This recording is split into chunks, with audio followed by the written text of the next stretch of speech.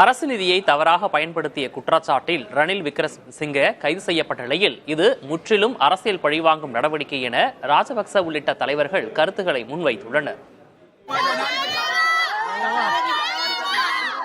இலங்கையின் முன்னாள் அதிபர் ரணில் விக்ரமசிங்க அரசு நிதியை தவறாக பயன்படுத்திய வழக்கில் கைது செய்யப்பட்டார்.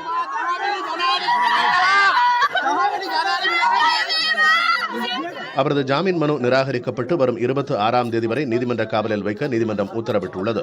இதனிடையே உடல்நலக்குறைவு காரணமாக ரணில் விக்ரமசிங்க மருத்துவமனையில் அனுமதிக்கப்பட்டுள்ளார். தன் மனைவியின் தனிப்பட்ட நிகழ்ச்சிக்கு இங்கிலாந்து செல்ல அரசு நிதியிலிருந்து 16.6 மில்லியன் இலங்கை ரூபாயை விக்ரமசிங்க செலவு செய்ததாக குற்றம் சாட்டப்பட்டுள்ளது.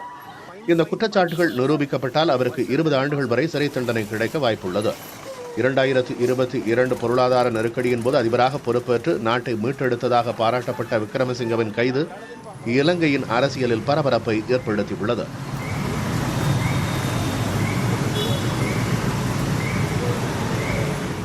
இது அரசியல் பழிவாங்கும் நடவடிக்கை என அவரது ஆதரவாளர்கள் குற்றம் சாட்டுகின்றனர்.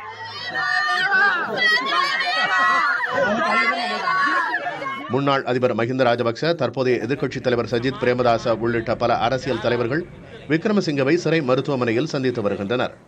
அரசியலில் இதுபோன்ற வழக்குகள் இயல்பானவை என்பதை விக்ரமசிங்க புரிந்து கொண்டுள்ளார் என மஹிந்த ராஜபக்ச கூறியுள்ளார்.